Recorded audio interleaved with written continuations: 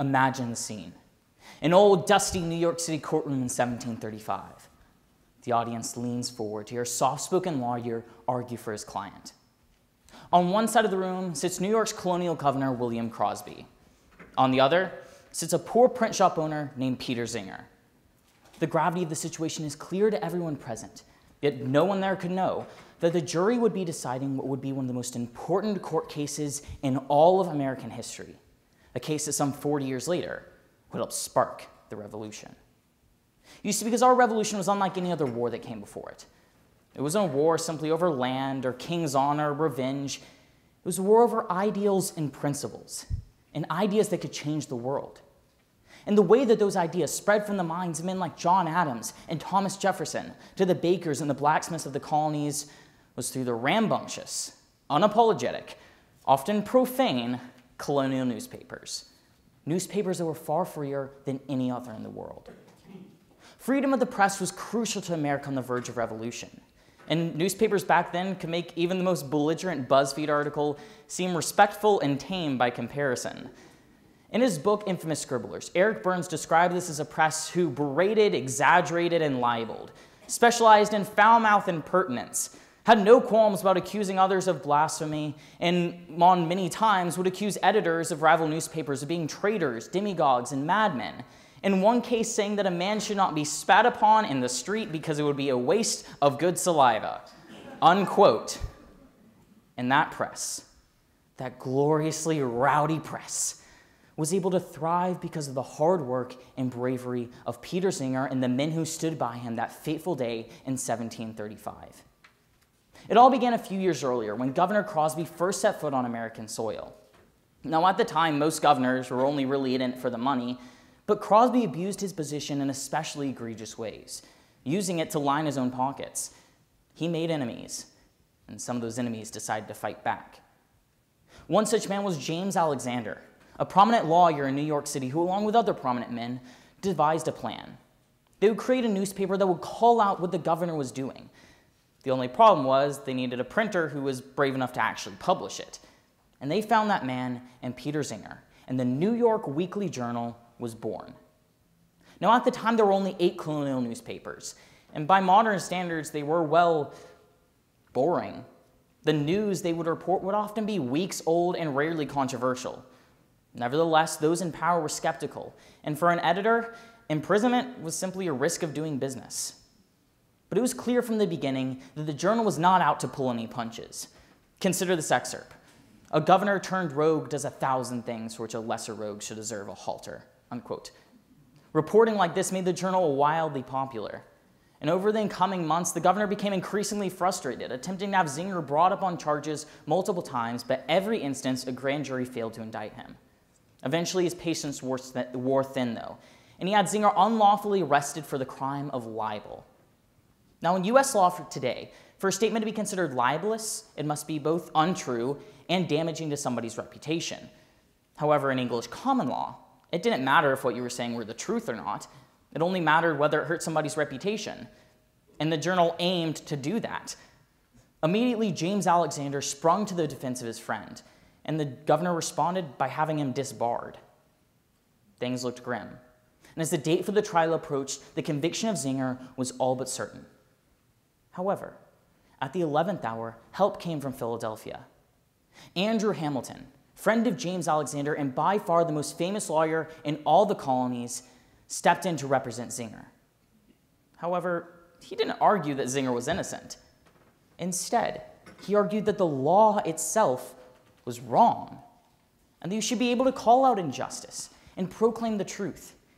And the jury agreed and acquitted Singer of all charges, setting the precedent that would allow a free press to thrive in the colonies. In the ensuing decades, the colonies underwent an information revolution. The number and influence of newspapers exploded, and by the time the Stamp Act was passed in 1735, nearly all 25 colonial newspapers opposed it loudly and passionately. But most importantly, by preaching about the ideals of liberty and freedom, these newspapers helped forge in the Americans our own unique American identity, separate from that of Great Britain. Now, we're in the midst of our own information revolution. The speed and spread of information and misinformation can be dizzying, and anyone can be a Peter Singer and print whatever blasphemous, profane thing he wants. Yet, rather than unite us, it seems only to divide us. Instead, what should unite us is a recommitment to those ideals in our revolution, and the idea that we have a right and a duty to proclaim truth to power and to call out injustice. And that's a right that we might not have if it weren't for a humble print shop owner armed with only a printing press and the truth. And so, my fellow Americans, ask not what your country can do for you, ask what you can do for your country. Thus, the 36th President of the United States closed his inaugural address with a profound expression of selfless patriotism. Even though the quote may belong to JFK, the sentiment is far older. Indeed, our country was founded upon this principle. We've all heard about the heroic deeds of American revolutionaries, from the Midnight Ride, Paul Revere and company, to Nathan Hale, whose only regret was that he had but one life to lose for his country. However, you may not have heard perhaps the best example of a completely selfless patriot, a man by the name of James Armistead Lafayette. In 1781, James Armistead was a Virginian slave.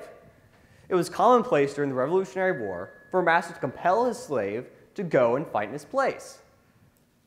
However, James Armistead was never compelled to fight. He volunteered. At first, Armistead was assigned as a courier to Marquis de Lafayette, the commander of the Allied French forces. Soon, Lafayette found a much more crucial role for Armistead as a double agent spying on the British. Posing as an escaped slave, Armistead was hired by the King's Army as a guide to escort their troops through unfamiliar areas in Virginia. Under this guise, Armistead was able to infiltrate the camp of Benedict Arnold himself as a double agent spying on a former double agent. His charade positioned him perfectly to report British troop movements back to Marquis de Lafayette and General Washington. When Benedict Arnold moved north later that year, Armistead was transferred to the headquarters of Lord Cornwallis, where he continued his work. The British officers would pay him so little attention, they would often openly discuss their plans and strategies right in front of him. Later, in the fall of 1781, Armistead managed to inform Washington and Lafayette of 10,000 British reinforcements bound for the ultimate battlefield of the Revolutionary War. The French blockade surprised the British and ensured an American victory at the siege of Yorktown. Less than a year after he had volunteered, James Armistead had played an instrumental role in both the capture of General Cornwallis and an American victory in the deciding battle of the Revolutionary War. Now, what did the new war hero do? Did he use his skills as a spy and flee to Canada? Did he return to France with Lafayette, who was a staunch abolitionist? How did he seize for himself that freedom which he had so valiantly earned? Simple. He didn't. James Armistead walked back to his plantation in Virginia and returned to the bonds of slavery. Although the Virginia legislature passed a law in 1783 freeing all slaves compelled to fight as soldiers on behalf of their masters, Armistead was not eligible for two reasons. First, he was a spy, not a soldier. And second, he had never been compelled to fight. He had volunteered. In 1787, James Armistead petitioned for his freedom. But in his letter to the Virginia legislature, he specifically asked not to be given his freedom unless his master was fully compensated for the loss of a worker. Marquis de Lafayette himself wrote a personal letter to the legislature requesting the freedom of this single man. In gratitude, the newly freed war hero adopted the French general's name, becoming James Armistead Lafayette. He then bought 40 acres of land just a few miles south of his old plantation in Virginia and lived out his days as a farmer. In 1824, President James Monroe invited the then elderly Marquis de Lafayette to make a tour of the United States. He visited all 24 states at the time, stopping particularly in Virginia to pay his respects to the grave of President George Washington. Crowds greeted the French general wherever he went, hailing him as the hero he was. However, When Lafayette spotted old James Armistead in the back of the crowd, he immediately stopped the carriage, got out, and ran to embrace him. Our hero, James Armistead Lafayette, finally passed away in August of 1830. Love does not have to be earned, and love of country is no different. James Armistead lived in a nation where many considered him less than human. And how did he respond? Did he riot in the streets complaining about his lot in life? Did he refuse to honor the flag, showing his disdain for the nation that had so mistreated him? No. James Armistead loved his country as it was and fought so that his children could love an even better country. He did not care what his country could do for him, but what he could do for his country. America is the greatest nation on earth. But we don't love our country because it is great. Rather, our country is great because its founders loved it, as a parent loves a child, before it even existed, and despite its flaws.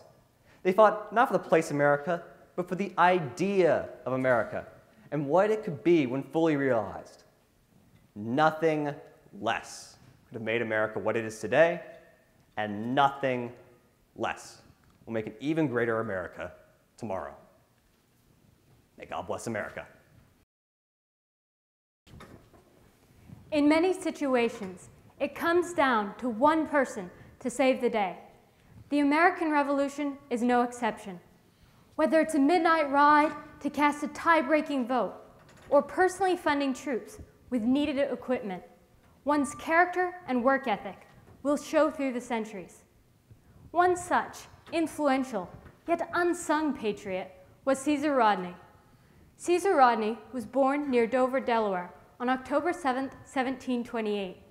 Throughout his life, he held many positions as a public servant, including soldier, general, and judge, sheriff, and captain in the militia. He was a member of the First and Second Continental Congresses, Committee of Correspondence, Stamp Act Congress, Council of Safety, and Delaware Supreme Court. He signed the Articles of Association, the Declaration of Independence, and helped draft the Articles of Confederation. He was also governor of Delaware. Phew! Any one of these positions could have been a full-time job. Caesar Rodney is said to have held, at one point or another, almost every significant public office. His dedication and unwavering work ethic is a great example for us all. Rodney would have already made his mark on America, but his greatest legacy was his midnight ride for independence. In June of 1776, the discussion of independence was well underway. The decision had to be unanimous, but Delaware was divided on the issue. Thomas McCain was for independence, and George Read was against it. That left the deciding vote up to Rodney, who was at the time in Delaware, dealing with the militia and his frail health. After receiving word from McCain on July 1st, he traveled over 80 miles to Philadelphia through terrible thunderstorms. The trip could have easily been fatal for Rodney due to his severe asthma and cancer.